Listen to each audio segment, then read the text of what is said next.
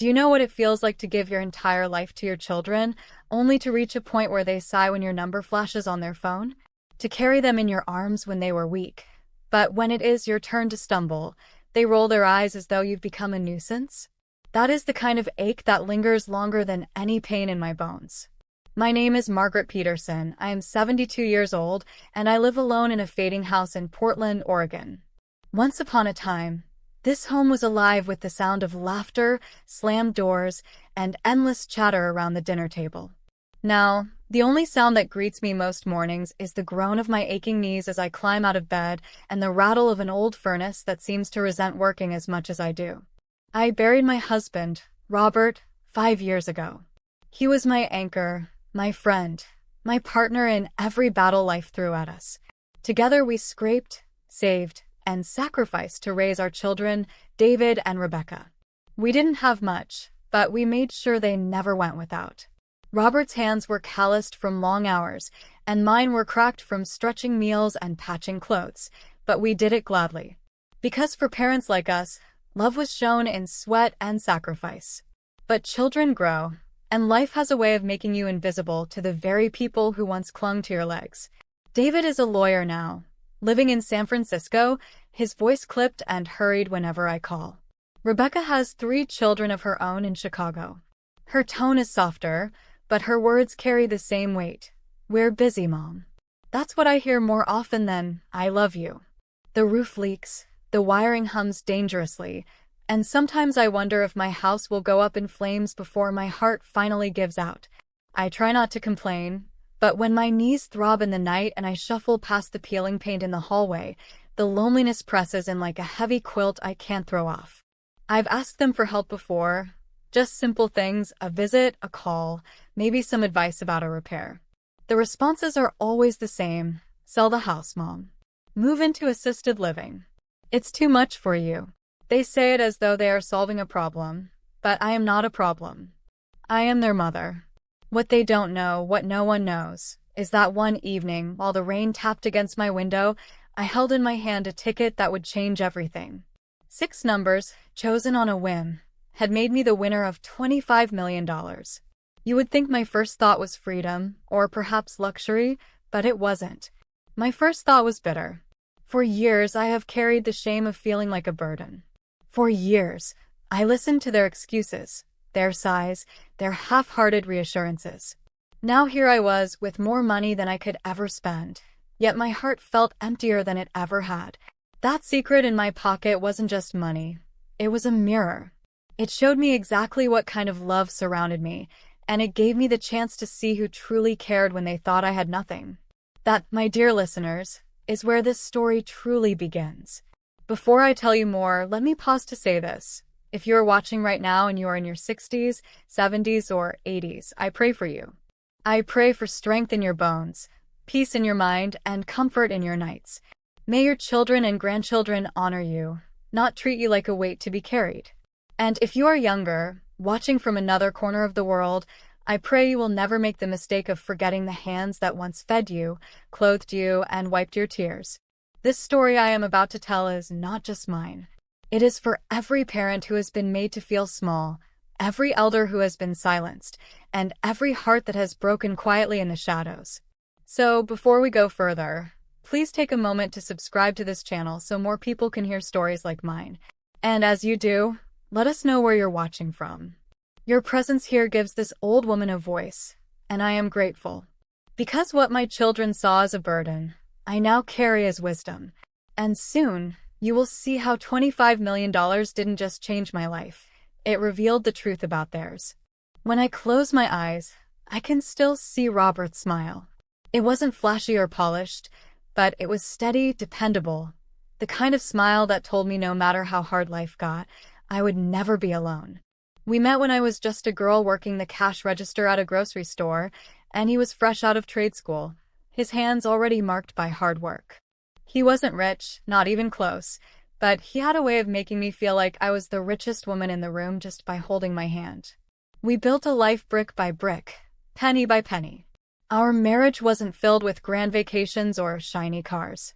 Instead, it was made of small victories, paying off our mortgage one installment at a time, putting food on the table when bills were higher than his paycheck, celebrating birthdays with homemade cakes and laughter echoing through our little kitchen. When David and Rebecca came along, they became the center of our world. I still remember the day David graduated law school. I wore the same dress 3 times that year just so we could afford the plane ticket to see him walk across that stage. Rebecca, with her bright eyes and endless questions, was our chatterbox. She always said she wanted a big family of her own, and when she gave me 3 beautiful grandchildren, I thought my heart might burst with pride. Our children never knew the nights Robert and I stayed up whispering about money, or the times I quietly skipped lunch so they could have seconds at dinner. That's what parents do. You shield them, so their dreams feel bigger than your struggles. But time has a cruel way of turning tables. The same children who once cried for me when they scraped their knees now sigh when I mention that my knees hurt climbing the stairs. The same daughter who once begged me to braid her hair now tells me she's too busy to talk.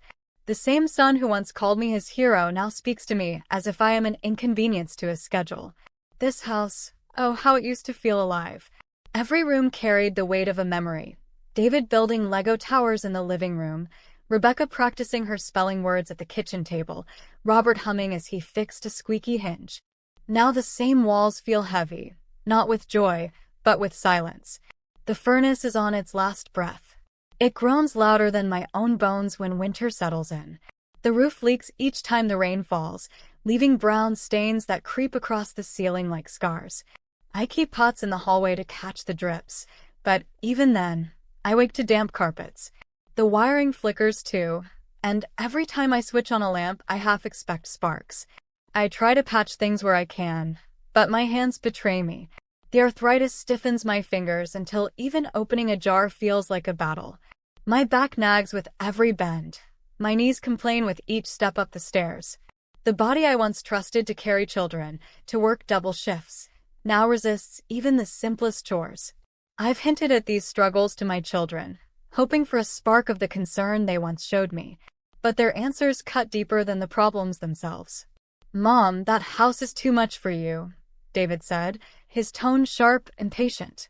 "You should sell it and move into a retirement community. They have staff who can handle all of this." Rebecca tried to coat her words with sympathy, but they hurt all the same. "Mom, you're making life harder than it needs to be. Just let go of the house. You don't have to keep clinging to it." What they don't see is that this house isn't just bricks and beams. It's the last piece of Robert the first still have. It's the place where our love grew, where our children's laughter filled the air, where I once felt needed. Selling it would feel like selling the very history of my family. Yet to them, my attachment is nothing but stubbornness. My needs, once a priority, are now a burden they'd rather not carry. Each time they dismiss me, I feel the sting of invisibility, as if my worth ended the day Robert's heartbeat stopped. It wasn't always this way. There was a time when David would run through the front door after school, eager to tell me about the spelling bee he'd won or the soccer goal he'd scored. He used to crawl into my lap, press his head against my chest, and say, "Mom, you're my favorite person." I carried those words like a metal pin to my heart. Rebecca, too, was once inseparable from me. She'd sit at the kitchen counter, her little feet swinging above the floor, while I cooked dinner. "Don't ever leave me, Mommy," she'd whisper as I tucked her in at night. Back then, she thought my arms were the safest place in the world. Those memories feel like another lifetime now. My son, the lawyer, measures every word like he's billing me for his time. My daughter's voice, once sweet and tender, now carries a hint of annoyance whenever I ask for more than a few minutes of her day. They don't see me as the woman who shaped their lives. They see me as a task. A responsibility. Something to be managed. The first time David told me, "Mom, you should really sell that house," I laughed it off. I thought he was just being practical. But when Rebecca echoed it a few months later, "You're too much work, Mom. We can't keep flying out every time something breaks," the words struck like a hammer. Too much work. A burden. That's what I had become in their eyes. I wanted to scream that I was still the same mother who wiped their tears, stayed up through their fevers, and prayed through their storms. But the words got stuck in my throat. Shame clamped it shut. Because deep down, I feared they were right.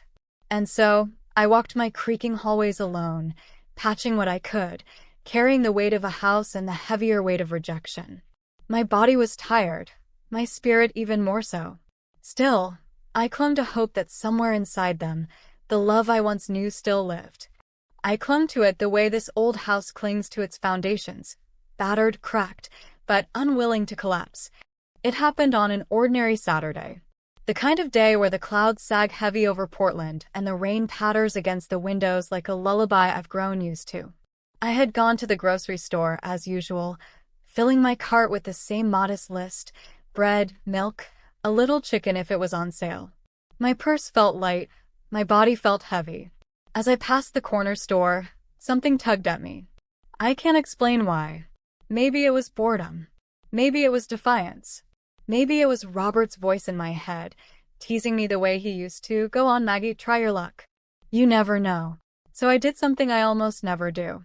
I walked in, slid a few crumpled bills across the counter, and bought a lottery ticket. 6 numbers chosen without thought. My birthday, Robert's, the date we married, and a couple more just to fill the line. I tucked it into my purse like it was nothing, like it was a receipt I'd probably forget about. That night, the rain grew louder, hammering against the glass as I sat in my living room, the television humming in front of me. The lottery numbers began flashing across the screen. I pulled the ticket out, more out of habit than hope, my hands trembling the way they always do when I grip something too tightly. The first number appeared. Mine. My heart gave a startled kick. The second. Mine. My breath hitched. The third. The fourth. Each one lined up, neat and perfect, like fate had been waiting for me all along. By the 5th number, my chest was pounding. When the last number appeared, the Powerball I had chosen for luck, I stared at the screen in silence. I had them all. Every single one. I didn't scream. I didn't jump or dance. Instead, I sat frozen, staring at that small slip of paper clutched in my hand. My mind felt split in two. One part whispered, "You're free, Margaret. You've just won $25 million. The other hissed, "Don't you dare believe it. People like you don't win things like this." I pressed the ticket against my chest, as if holding it closer would make it more real. My hands shook so badly I thought I might tear it in half. $25 million. That number echoed through my mind like a bell tolling in a church tower. I thought of Robert first. Oh, how I wished he were here. He would have laughed, pulled me into his arms, and told me all the ways we could finally enjoy the life we never had the chance to live. A new roof, a reliable car, maybe a trip to the national parks we used to talk about but never saw. For a moment, I smiled, imagining his voice filling this quiet house again. But the smile faded quickly, because the next thought was not joy, it was bitterness. For years, I've listened to my children sigh when I asked for the smallest bit of help. I've watched their faces tighten, their voices grow sharp, their patience wear thin. To them, I am not the woman who raised them. I am a responsibility they'd rather not shoulder. And now, here I was, holding enough money to turn their worlds upside down, money they would never believe I had. The ticket became more than paper. It became power. For once, I wasn't the helpless old widow asking for scraps of attention. I was holding a secret that could expose exactly how my children felt about me. I thought about calling David, about saying, "Guess what, son? Your mother isn't broke. She's sitting on $25 million. I thought about Rebecca's voice breaking when she realized the woman she called a burden could buy her 3 houses in cash. But something inside me whispered no. Not yet. This wasn't just money. This was my chance to know the truth. To see whether their love was tied to what I could give them, or if it still existed when I had nothing. So I made my decision right there, sitting in my faded armchair with the rain pounding outside. I would tell no one. Not David. Not Rebecca. Not the neighbors who peeked through their curtains. No one. I would tuck the secret away and let time reveal who really cared about me. The test had begun. The first thing I had to do was keep the ticket safe. I'd heard stories of winners losing their fortune before they could even claim it. That thought alone made my chest tighten. So the next morning, I put on my navy dress, the one I used to wear for church with Robert, and walked into the bank downtown. My knees ached, but I held my head high as I asked for a safety deposit box. The manager gave me that polite look people often give the elderly, patient, slightly pitying, as though I had walked in to ask for help balancing a checkbook. He had no idea that in my purse sat a slip of paper worth more than most people earn in a lifetime. I slid it into the metal drawer, shut the lid, and when I heard the click of the lock, I felt something I hadn't felt in years. Control. On my way home, I kept thinking about what to do next. $25 million could buy freedom, yes, but that wasn't what I wanted most. What I wanted was the truth. For years I had suspected that my children's love had conditions, that it only extended as far as their convenience. Now I had the chance to prove it. So I formed a plan. I would not tell them about the money. Instead, I would let life carry on as if nothing had changed. I would keep asking them for small things, not grand gestures, just the kind of help a child ought to give without hesitation. $100 for a doctor's visit. A visit when I was sick. A phone call when I was lonely. If they responded with love, then I would know their hearts were still intact. If they brushed me off, if they called me a burden, then I would know the truth I had feared all along. And when that truth came to light, when their words cut too deep, then I would show them. I would let them see exactly what they had thrown away with their carelessness. As I closed my front door that day, the house still groaning around me, I pressed my hand to my chest and whispered to myself, "They think I am powerless. They think I am a weight they must carry. But they don't know, Robert. They don't know that I hold the key to changing everything." And so the secret became my shield, and the ticket became my weapon. The ticket was locked away, hidden from the world, but my heart wasn't at peace. Every time I looked at my phone, I thought of how often David or Rebecca brushed me aside.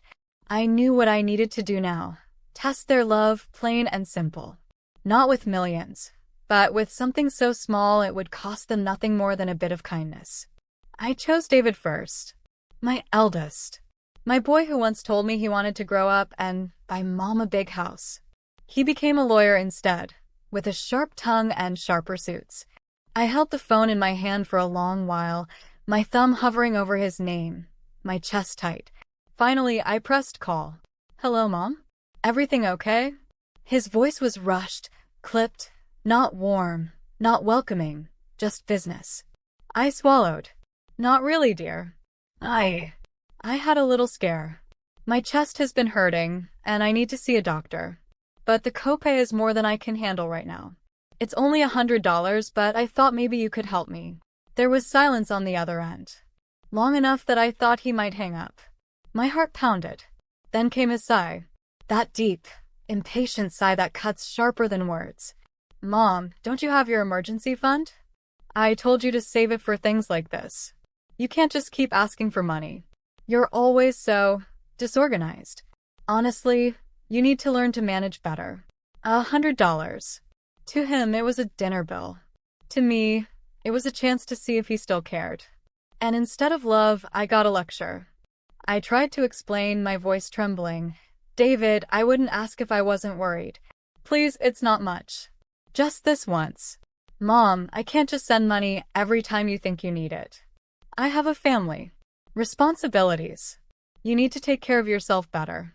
I'll call you when I can, but I can't deal with this right now." The line clicked, and he was gone. I sat in my chair, staring at the phone, my hand shaking. My own son, the boy I carried, the boy I sacrificed for, and the first thing he did was scold me. Not comfort me, not help me, just scolding. The silence that followed was louder than any scream. I told myself David must have been having a hard day. Maybe the weight of his work pressed too heavy on him. Maybe he didn't understand the fear in my voice. I tried to excuse him because that's what mothers do. We bend and bend, even when our backs are already breaking. But deep down, I knew the truth. That call wasn't a bad day. It was the measure of his heart. And so, with trembling hands, I decided to try Rebecca. My baby girl. The one who once clung to me so tightly at night, afraid of the dark. The one I braided hair for, the one I rocked through fevers, whispering prayers over her small body. I dialed her number, my chest tight. She answered on the third ring, her voice soft but tired. "Hi, Mom. Is everything all right?" I forced a little shake into my voice, the kind that comes when fear mixes with age. Rebecca, I hate to ask this, but I had a scare. My chest hurt the other night, and I think I should see a doctor. But I don't have enough for the copay. It's just $100. Could you help me? There was a pause, followed by a sigh so long it seemed to reach through the phone and press down on me. Oh, Mom. For a moment, I thought she might say yes. But her next words sliced deeper than any knife. I just paid for Noah's braces, and the car needs a new transmission. We're stretched so thin. I wish I could help, but you need to stop begging. You're always a burden. I'm sorry, but it's true. Burden. The word clung to me, heavy and cruel. My mouth went dry. My phone slipped from my hand and landed softly on the carpet, but her words kept echoing louder and louder. You're always a burden. I sat there in silence, staring at the faded wallpaper of my living room, my heart pounding in my ears. My daughter, the child who once cried if I left her side for too long, now saw me as nothing more than dead weight. I wanted to scream, to remind her of the nights I stayed awake rocking her through coughs and nightmares. I wanted to say, I am not a burden. I am your mother. But the words never made it past my lips. Instead, I sat in that silence, the phone lying dark on the floor, and let the truth sink in. I sat there for what felt like hours, though it might have only been minutes. Rebecca's words circled in my head like vultures. Stop begging. You're always a burden. A burden. I whispered it out loud, as if hearing it in my own voice would make it easier to accept. But it didn't. It only made the sting sharper. I thought of the nights I walked the floors with her as a baby, praying she would breathe easy. I thought of the afternoons spent cheering her on at school recitals, clapping until my hands were sore. I thought of the sacrifices Robert and I made so she could go to college without debt dragging her down. All of it, dismissed with a single word. And David, my son who once called me his hero. He couldn't spare me even $100 without turning it into a lecture about responsibility. He didn't hear the fear in my voice, didn't notice the tremor in my tone. To him, I was a problem to solve with a scolding, not a mother in need. At that moment, I knew. My children loved the idea of me when I was strong, when I was giving, when I was useful. But now that my hands shake, now that my body aches, now that my needs outweigh my abilities, I have become something they resented. The lottery ticket hidden away at the bank became heavier in my mind. Not because of its value in dollars, but because of what it represented. They had failed my test, and they didn't even know it. I wiped my tears and sat taller in my chair. The sadness was still there, yes, but beneath it something harder was forming. A kind of resolve I hadn't felt in years. If my children saw me as a burden, then I would show them the weight of their cruelty. Not with shouting, not with pleading, but with quiet strength, and a secret that would one day leave them speechless. I pressed my palms together and whispered a prayer, not just for myself but for every parent listening right now. For every mother and father who has been made to feel small in the eyes of their own children. If you are watching this, I want to ask you something from my heart. Have you ever been called a burden by someone you love? Has anyone close to you made you feel like you were nothing but extra weight in their lives? If so, share your story in the comments. Let's remind each other that we are not alone, that our worth does not vanish with age, and that no parent deserves to be treated as disposable. Because in that painful moment, as my daughter's words rang in my ears, I realized something important. Love that only lasts when you're useful is not love at all. After Rebecca's words shattered me, I knew one thing for certain. My secret had to be protected. That ticket wasn't just paper. It was my shield, my weapon, and my chance at freedom. So the next morning, I pulled out my navy dress, slipped on my pearl necklace, and headed downtown. Walking into the bank, I could feel the curious eyes on me. To them, I was just another old woman, probably coming in to ask about interest rates or shuffle a small pension. They had no idea what I carried in my purse. I asked for a safety deposit box, signed the papers with trembling hands, and slid the winning ticket inside.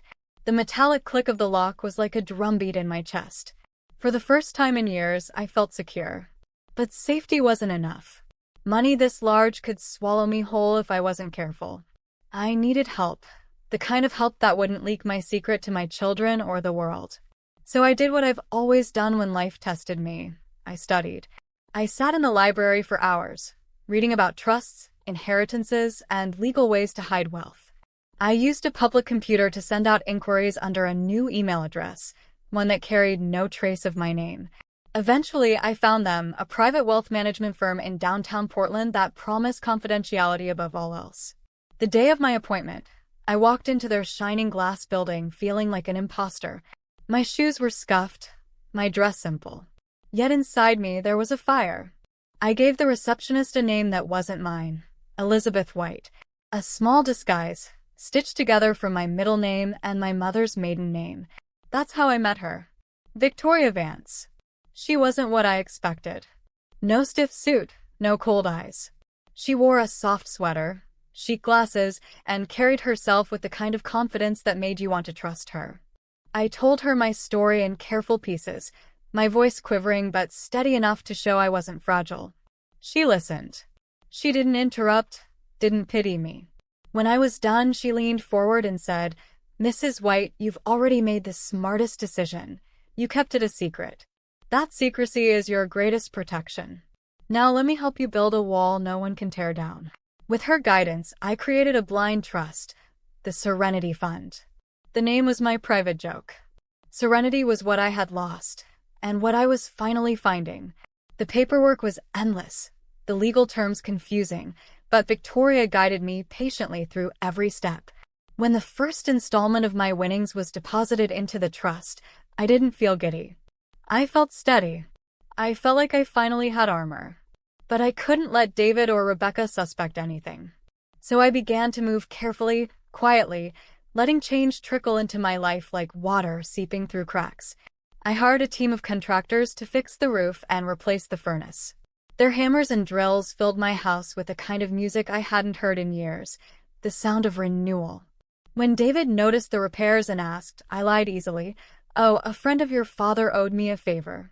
His silence on the other end told me he didn't believe me, but I didn't care. I was learning to deflect, to protect. Rebecca noticed too. "Mom, your garden looks amazing. Did you hire someone?" she asked during one of our rare calls. I smiled and said, "I've been saving. Found a bargain." She didn't need to know about the kind young man from the nursery who helped me choose native plants, never guessing I was a millionaire. Still, even with the house coming back to life, I was lonely. Money couldn't fill that emptiness. That's when fate gave me Clara. Clara had been my closest friend in high school, until we lost each other to pride and a boy who wasn't worth either of us. We hadn't spoken in 40 years. But one day, at a ceramics class at the community center, I looked up and there she was. The years melted away in an instant. We laughed. We cried. We forgave. She was widowed too, and like me, she was learning to live alone. Clara didn't know about the lottery, and I didn't tell her. That made her present sweeter. When she suggested a trip to Zion National Park, I hesitated, but then I thought of Robert. He had always wanted us to travel, to see the wonders we'd only admired in books. So I said yes. With Victoria's help, everything was arranged discreetly, comfortable lodging, a private guide, the kind of trip that would have been impossible before. Standing in front of those red cliffs with Clara by my side, I felt something I hadn't in years, joy that reached all the way to my bones. I snapped a photo, smiling wider than I had in a decade, and posted it online with a simple caption. Sometimes, the best adventures are the ones you take alone. It was foolish, I know. Within minutes, my phone rang. David's voice was sharp, suspicious. "Mom, what is this? Where are you? Who paid for this trip?" I brushed him off, saying, "A friend invited me." "I'm fine." Rebecca texted me next. 3 words that made my stomach clench. "Is that you?" She had noticed something in the background of the photo. Someone familiar. Clara.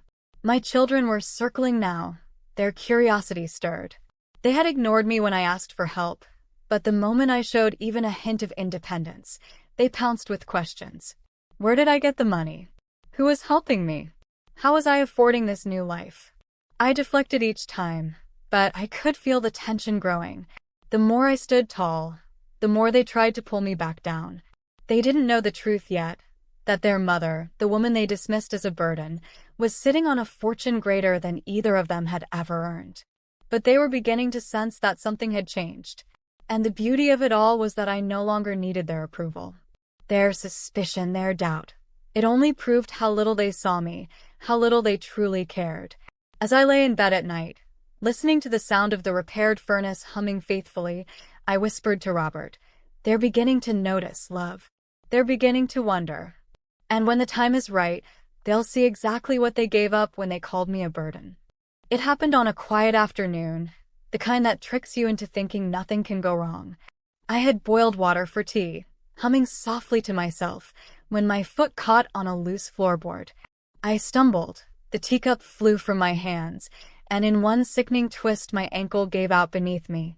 The pain was sharp, blinding. I collapsed onto the floor, shards of porcelain scattered around me. For a moment, all I could hear was the sound of my own breath, ragged, panicked, and the thudding of my heart. This wasn't a test. This wasn't part of my plan. This was real. I reached for my phone with trembling fingers, the pain surging through my leg. I could have called 911. I could have dialed a neighbor. But instead, I called Rebecca. Part of me still hoped that maybe, just maybe, my daughter would rise to the moment. "Rebecca," I gasped when she answered, "I've had a fall. My ankle. I think it's broken. I can't get up. Please, I need you." There was silence, then hurried whispers. I could hear her talking to her husband in the background, the kind of conversation people think you can't make out but you can. Finally, she came back on the line. "Oh, Mom, you've got to be more careful," she said, her voice carrying more annoyance than concern. Okay, don't move. I'll call David. One of us will figure something out." "No," I cried, my voice cracking. "I don't want an ambulance. I don't want strangers. I need you. Please, Rebecca. Come home." Another long pause. I could practically hear her calculating the cost of flights, the disruption to her schedule.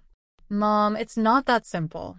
Flights are expensive, the kids have school, and we can't just drop everything. We'll look at tickets, but I can't promise anything. You'll be fine. It's probably just a sprain." I hung up, my hands shaking. The cruel irony hit me. My daughter had dismissed my pain before even knowing what was wrong. 2 hours later, my phone rang again. David this time. "Mom, Rebecca told me you fell. Are you all right?" "I'm looking at flights, but, Mom, we need to talk. What's going to happen with the house if something serious happens to you? You don't have a plan in place, do you?" Even through the pain in my ankle, his words froze me. Not, "I'll be there soon, Mom." Not, "Don't worry, we'll get you help." Instead, his first thought was the house. The inheritance.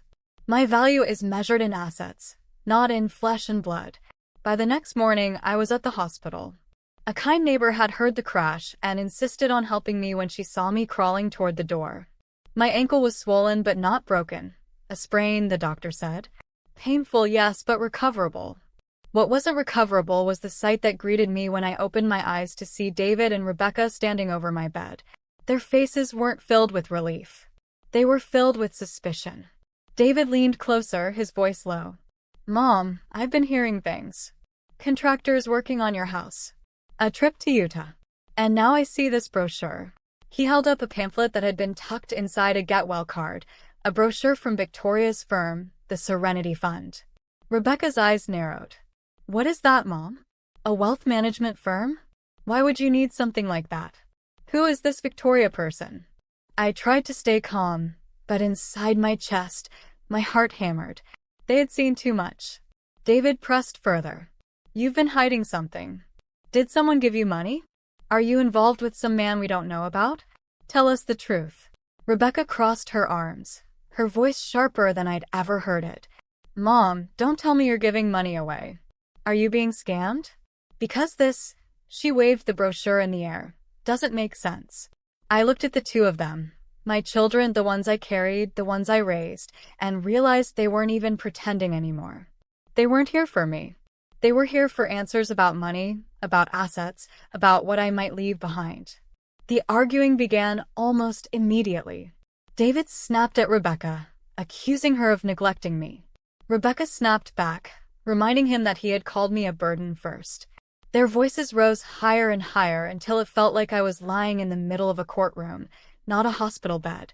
But then, as if forgetting I was even there, they lowered their voices to a whisper. "Serenity Fund," Rebecca murmured.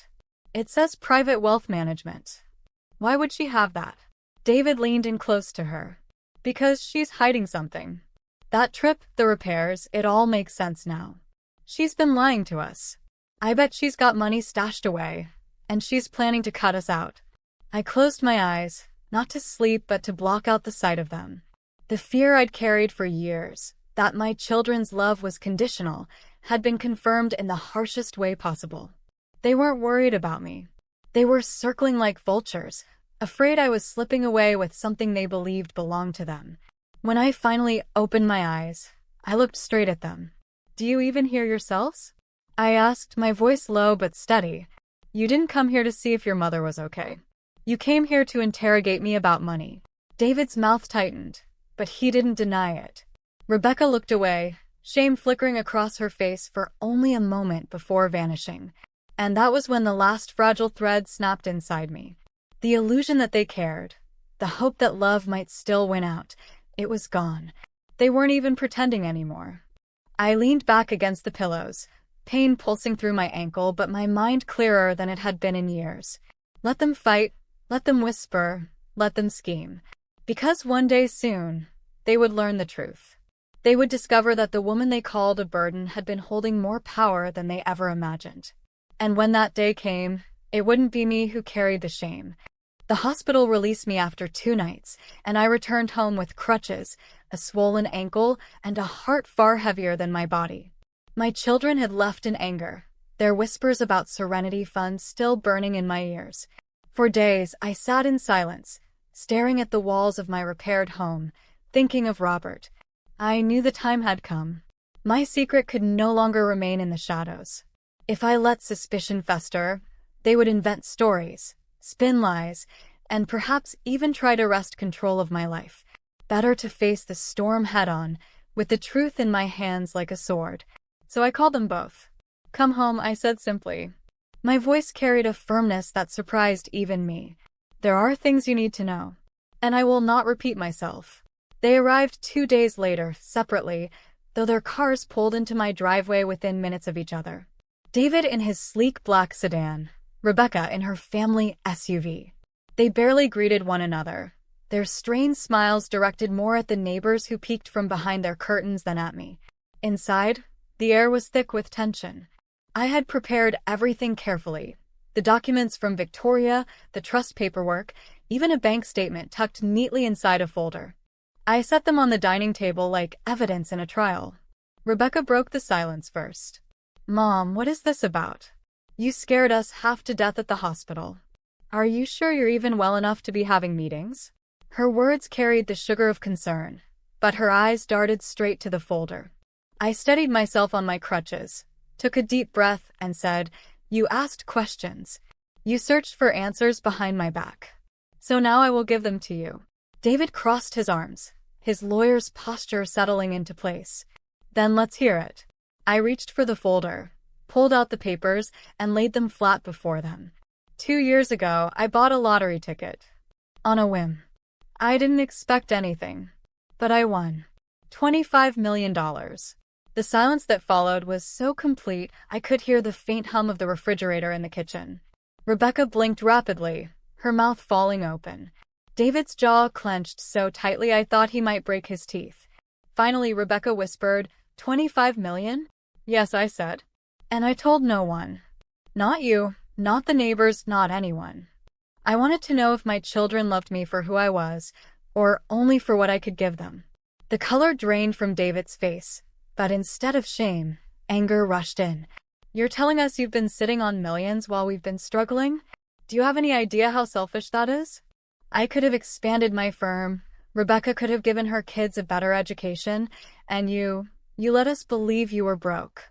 Rebecca slammed her palm on the table. "You asked me for $100.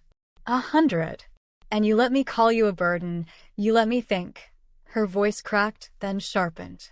"How could you humiliate us like this?" I laughed bitterly, the sound foreign even to my own ears. Humiliate you? Do you hear yourselves? When I asked for help, you turned me away. You called me names. You treated me like dead weight. And now, when you learn I'm wealthy, suddenly I'm worth your attention? No, my darlings. The humiliation is yours. David stepped forward, his eyes blazing. That money is ours too. We are your children. We have a right to it. I straightened on my crutches, my voice cold and steady. You have a right to nothing. Love is not measured in inheritance. You failed my test. You showed me what I am to you. Not a mother, but a wallet. Well, this wallet has closed. Rebecca's voice grew shrill. You can't just cut us out. People will think you've lost your mind. You're unstable. You're not thinking clearly. I reached for the last document in the folder and held it high. Do you see this? It's called the Serenity Fund. Every penny is secured, managed, and protected by lawyers who answer to me. When I am gone, it will all go to charity in your father's name, to scholarships, to hospitals, to people who actually care. Not 1 cent will go to you. Their faces twisted, not with sorrow, but with greed denied. David's voice dropped to a hiss. We'll sue. We'll prove you were coerced, manipulated. A judge will overturn this nonsense. I smiled, a slow, steady smile that came from a place of strength I hadn't known I possessed. Try it. My lawyers will destroy you before you step foot in a courtroom. You underestimate me because I am old. But I am not weak. And I am not stupid. You will not touch this money. Rebecca's hands shook as she reached for the papers, but I pulled them back before she could touch them. No. These are not yours to handle. You lost the right the moment you called me a burden. The room pulsed with silence again, heavier than before. For a moment, I thought Rebecca might cry, but instead she turned her anger on David. This is your fault. You're the one who pushed her. You're the one who planted these ideas. David snapped back. Don't blame me. You called her a burden. You drove her into this madness. They began to argue, their voices rising, spitting blame like venom at each other while I stood watching. It was almost surreal. My children, my flesh and blood, tearing each other apart not over love, not over my health, but over money they would never see. I tapped my crutch against the floor, the sharp sound cutting through their argument. They turned to me startled. Listen carefully, I said. You will leave this house now. You will not harass me with questions. You will not call me demanding explanations. I have seen your hearts. I know the truth. You failed the test of love, and you will live with the consequences. Rebecca's face crumpled, rage and desperation mingling in her eyes. You can't mean this. We're your children. I lifted my chin, my voice clear and unwavering. Children honor their parents. You dishonored me. You belittled me. You abandoned me when I needed you. That is not love, that is convenience. And convenience does not earn reward. David muttered a curse under his breath, grabbed his coat, and stormed toward the door. Rebecca lingered, her hands twisting, her eyes darting between me and the folder. For a moment, I thought she might beg. Instead, she spat, "You'll regret this." I met her gaze without flinching. No. I've regretted many things in my life, but this is not one of them. She left, the door slamming so hard the windows rattled. The silence that followed was vast, almost holy. I lowered myself into a chair, my body aching, my ankle throbbing, but my heart felt lighter than it had in decades. For the first time since Robert died, I felt him near, as if he were whispering, "Well done, Margaret. Well done." I closed my eyes and breathed deeply. My children's love had been weighed and found wanting. But I was not broken. I was stronger than ever. And my legacy would not be wasted on greed. It would be planted in the soil of compassion, where it could grow into something far greater than either of them could imagine. That night, as I turned off the lights and climbed carefully into bed, I whispered into the darkness. The burden, it seems, was never me. It was the weight of their selfish hearts. And now I am free. When the door slammed and the echo faded into silence, I sat alone in my chair, listening to the sound of my own breathing. For years, I had feared being alone, but that night I realized something profound. Solitude is not the same as abandonment. Abandonment is when those you love turn away from you. Solitude is when you finally turn toward yourself. The money was never about luxury. It was never about buying cars, traveling the world, or flashing riches. It was about something deeper, proving to myself that I was never the burden they claimed I was. I had value. I had strength. I had the ability to protect myself, even when my own children could not be bothered to lift a hand. For so long, I believed that asking for help made me weak. That every time I needed a dollar or a ride or a moment of their time, I was dragging them down. But the truth was, my children weren't weighed down by my needs. They were weighed down by their own greed. They wanted a mother who could give endlessly without ever asking in return. And when that mother grew older and tired, when her hands shook and her body slowed, they decided she was too heavy to carry. But I was never heavy. I was never a burden. I am a woman who raised them, who worked beside their father to give them a home, who sacrificed her youth so they could have a future. Their betrayal doesn't change my worth. It only exposes theirs. In losing their love, I found my freedom. I stopped measuring myself by their approval and started living on my own terms. With Clara by my side, I discovered laughter again. We traveled, we painted. We shared meals where conversation didn't feel like interrogation. She reminded me that friendship, when true, doesn't fade with years or distance. It simply waits for the right moment to return. I found peace in small things, in the sound of the repaired furnace humming through winter nights, in the sight of my garden blooming under my care, in the knowledge that Robert's name would live on through the Serenity Fund. His legacy would not be an inheritance to spoil greedy children, but a gift to strangers who would never know my face, but would feel the blessing of my love. And I found strength within myself. For 72 years, I thought strength meant carrying others. But true strength is also knowing when to put down the weight of people who refuse to carry you in return. There's a lesson in all this. When I pray, every listener takes to heart, respect and love cannot be conditional. They cannot hinge on usefulness, on wealth, or on convenience. True love does not count the cost, does not keep a ledger, does not weigh a person's worth by what they can give. If your love disappears when the gifts stop, then it was never love at all. To every parent listening, I say this: you are not a burden. Your gray hairs, your wrinkles, your slower steps, these are not weaknesses. They are the marks of a life lived with sacrifice and devotion. Do not let anyone, not even your own children, convince you that your worth has an expiration date. To every son and daughter listening, remember this: one day, you too will be old. One day, your hands will shake, your body will ache, and you will need someone to stand by you. Treat your parents with the respect you hope to receive. Because greed may win you an inheritance, but love will win you a legacy. As I close this chapter of my life, I bow my head in prayer, not for riches, but for peace. Lord, I ask your blessing upon every soul watching now. Grant them health in their bodies, strength in their spirits, and wisdom in their hearts.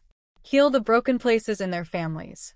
Remind the lonely that they are never forgotten in your eyes. And teach the young to honor those who walked before them. For age is not a burden. It is a crown. May your light guide us all to love without conditions, to give without greed, and to walk in respect all our days. Amen. I leave this thought: I may have lost the affection of my children, but I gained something greater, the freedom to live truthfully. No amount of money can buy respect. No inheritance can purchase genuine love. Those things must be given freely, or they are not real at all. If you have ever felt dismissed, belittled, or called a burden by the ones you love, share your story in the comments below. Let's remind each other that none of us are truly alone. Like this video, share it with someone who needs encouragement, and subscribe so these stories can continue to reach those who need them most. Because in the end, the lesson of my life is simple: wealth may build houses, but respect builds homes. And I would rather live with little in peace than live with millions in the hands of those who only see me as a burden.